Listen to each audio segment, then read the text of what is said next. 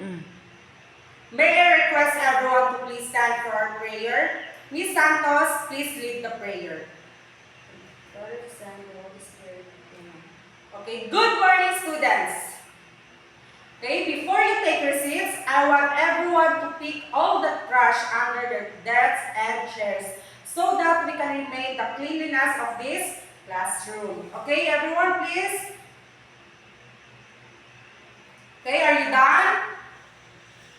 So, I noticed that some of you have a lot of energy for today's class. So, for us to be able to be more active and participative in this discussion, I want everyone to follow what I am going to perform. Okay, everyone please remain standing, especially the boys at the back. Okay, so let's do this. First is, you need to shake your hands. Okay, follow me, everyone. Then go upward. Okay? Continue doing, everyone. Then downward. Side. Okay, do it twice. Continue doing it, everyone. Okay?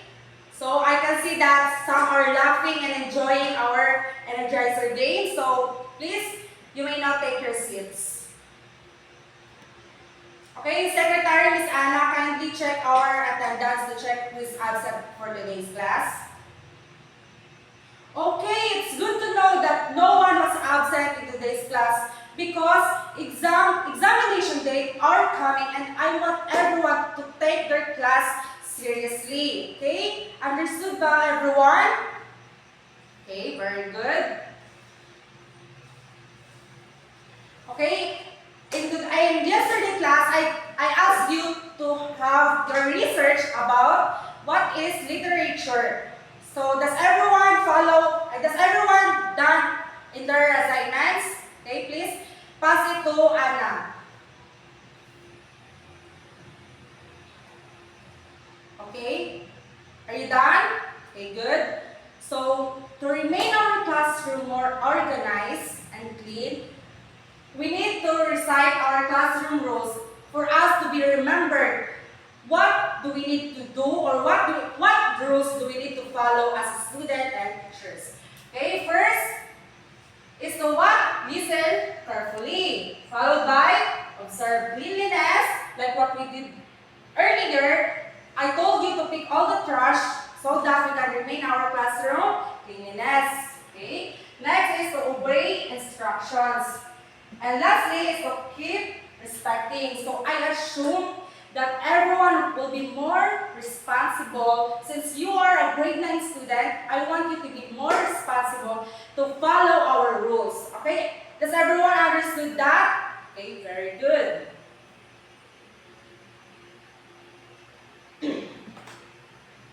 Okay, so before we proceed to our proper discussion, I have a game for you. So this game is called Pick a Balloon. So as you observe, I have here, I prepared something. Okay, we have different colors of balloons. We have pink, red, blue, and yellow. So I am calling 3 random persons to come in front and to pick a balloon here because each balloons have each consequences. So aside from that balloon, we also have a mystery box where you will pick something inside that will be connected on this balloon. So the mechanics of this game is first, each student will pick something first here in the box. So this box will have different emotions like sadness, happiness, jealousy, and many more. So, and while these balloons contains what? Yes, it contains, okay, some are already familiar with this game, so please still keep on participating on this game and let everyone feel what you have experienced, okay? So these balloons have a famous literary text from different authors. So, like for example, when you pick the color pink balloon, it has a number inside. And that balloon contains a famous literary that you will recite loudly but with a twist. You will going to pick something inside this box that has different emotions. Like for example, you pick color blue. Okay? Okay, it has number 13, so let's check what's inside the number 13.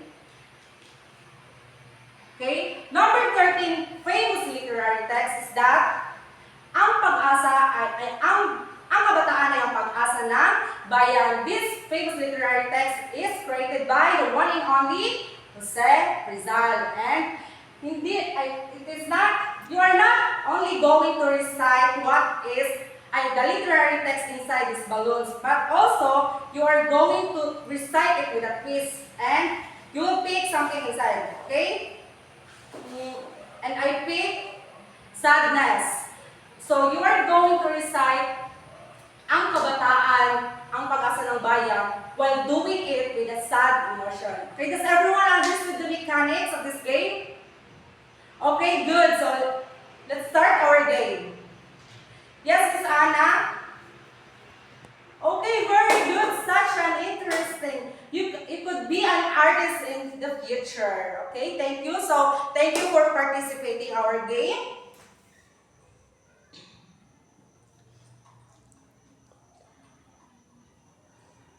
Okay, so does everyone enjoy our game? How about the boys?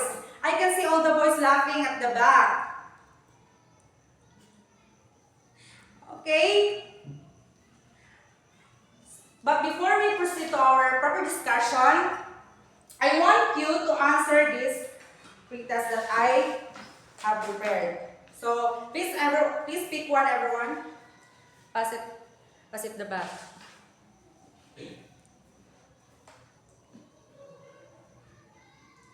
Okay, I will give you 5 minutes only for the 10 questions to answer. Okay, please do it quietly. Okay.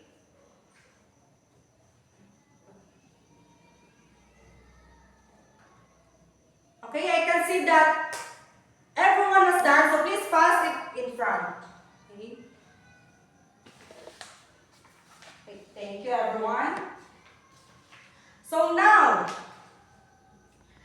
before we proceed to our proper discussion, I will ask some of you to share their thoughts and idea about what I have discussed yesterday. Okay, yes, Mark, please stand up. Yes, we talked about literature.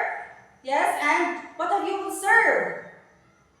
Yes, it boosts our creativity. You are right, Miss Claire. So now that you've already understand what is literature, let's have a deep understanding of the literature and why do we need to learn it. Because yesterday, some of you asked, teacher, why do we need to study literature? How does it relate to our life? Okay, so in today's class, I am going to tell you or to discuss in you the relationship of literature into human life. So everyone, please take all your notes so that you can take all the importance details I am going to state in this class. Okay?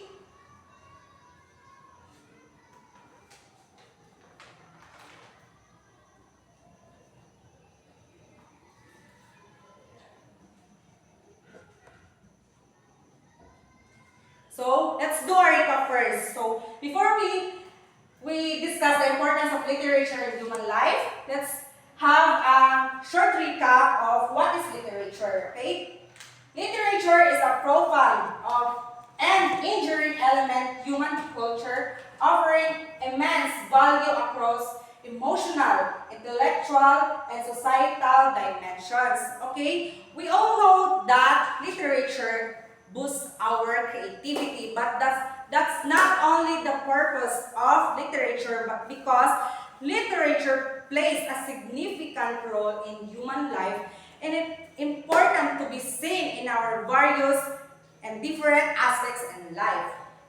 Because literature offers immense emotional, intellectual, and societal dimension. Through literature, we can understand human experiences. Through literature, we can relate to the emotions of the authors that they wrote in their literary texts. And through literature, it allows readers to explore different perspectives, experiences, emotions that foster empathy and compassion. Also, we must not forget that literature can also develop our emotional intelligence because through literature, readers can gain an insight into the human experiences, maybe from the past, present, or what human experiences should be employed in our future. Okay?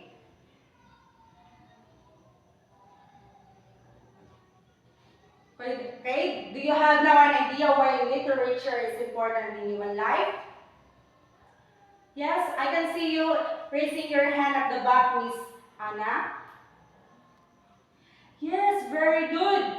Through reading, we can what?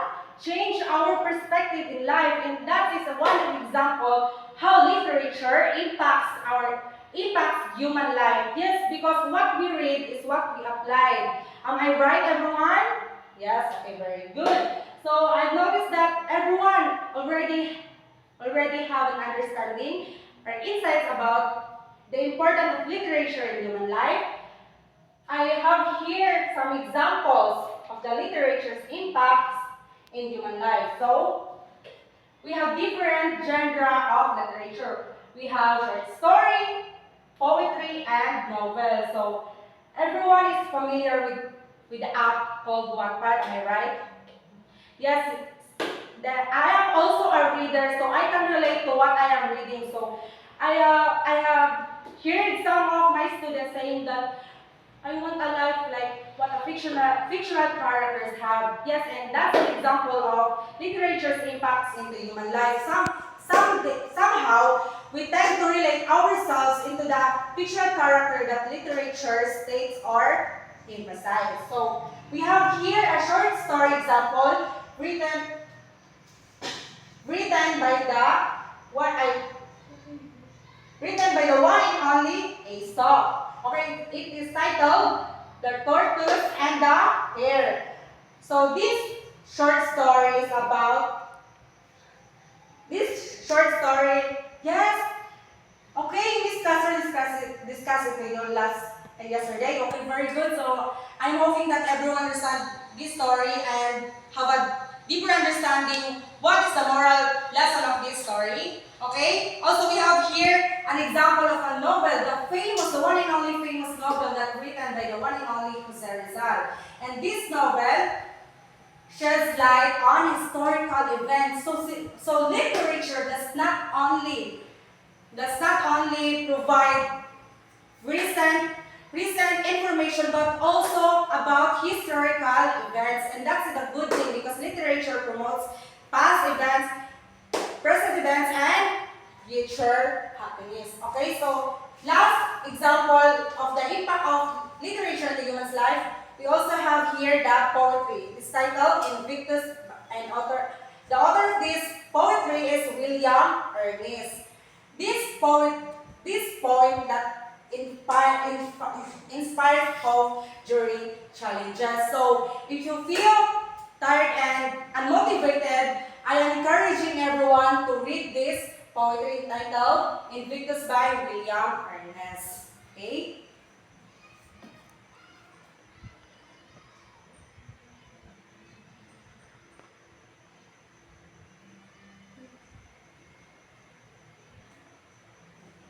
Okay, wait for a while everyone. I have a problem here in my PowerPoint.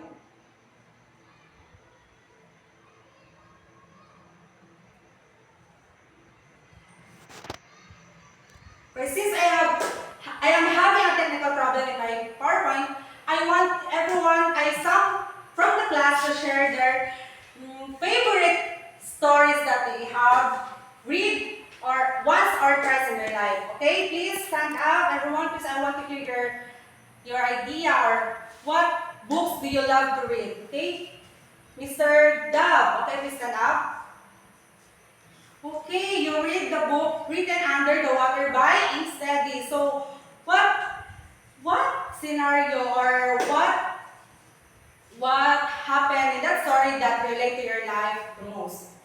Okay, so when people don't have same privilege like what others have, and yes, we know that not everyone has the same privilege in life, and I I admire that everyone still come up with to learn even though they don't have a privilege to go to school. Some are doing a working job. Okay.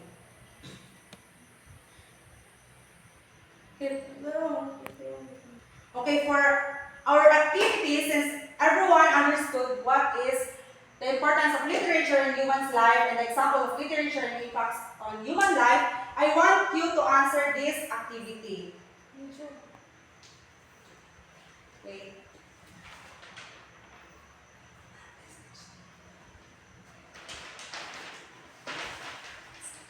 This activity is called literature or not. So, okay.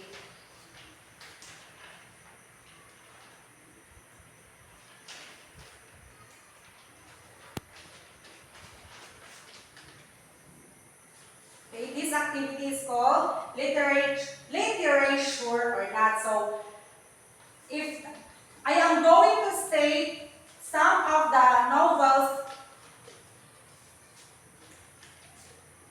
and I want you to identify if the author is correct or incorrect. So if the novels I am going to recite have the correct author, you will say literature, and if it's incorrect, you will say not. Okay, everyone understood? Okay. Okay, for the first novel, okay, let's see if you are listening or paying attention during the class and my discussion yesterday. I give 10 examples of literary text in my class yesterday. So I am expecting that you take all your notes since I am saying every day that keep all the important details I am stating. Okay? For the first novel,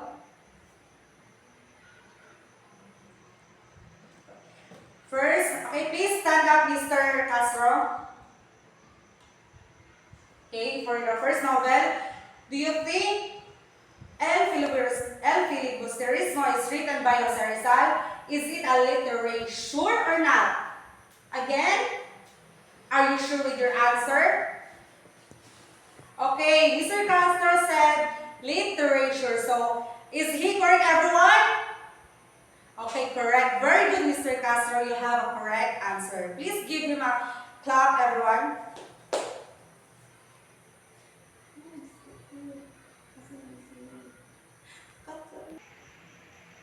Okay, for our group activity, I will divide you into 4 groups that have 5 members each. I will give you 15 minutes to observe and watch the short film titled Animal Farm. And I want everybody to observe well because after watching the short film, you are going to present the best, or you are going to present the one that you consider as the best scene in that short film. Okay? So, does everyone have their own groups? Okay? Okay, very good. So now, you can have your 15 minutes. Okay, let's start our performance. Okay, let's give a round of applause for the group 1 and 2 and 3 for their wonderful performance. Okay, again for our another activity, I want you to get a 1 whole sheet of paper and create your own story that relates into your life. Okay? Yes, 1 whole sheet of paper. Okay, your 10 minutes starts now. Okay? Done or not? Pass your papers in the front.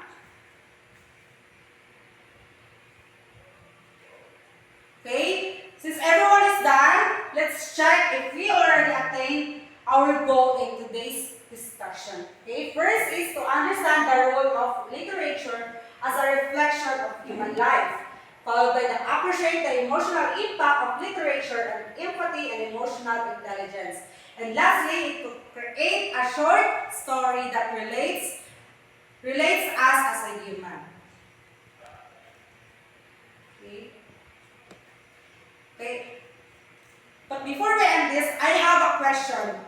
Please, Ramil, stand up to check if you really understand and pay attention to my class and answer this one question. So, how does literature contribute to preserving cultural heritage and our generation?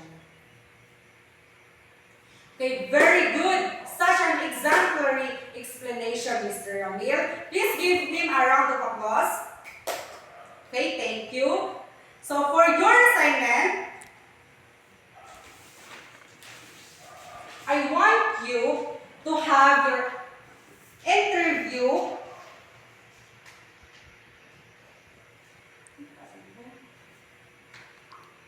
I want you to interview your family member about a book or a story that shaped their values and perspective.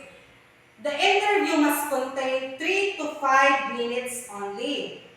And after that, I want you to write a 5-paragraph of reflection of how does their human life relate to literature.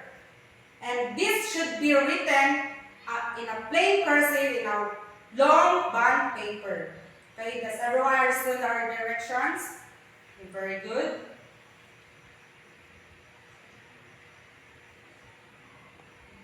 Okay, and that's all. I hope you learned something in our discussion for today. See you in our next class, and please read your notes so that you can have a wider knowledge for our incoming examination next week. Thank you. Goodbye, class. Okay, goodbye, everyone.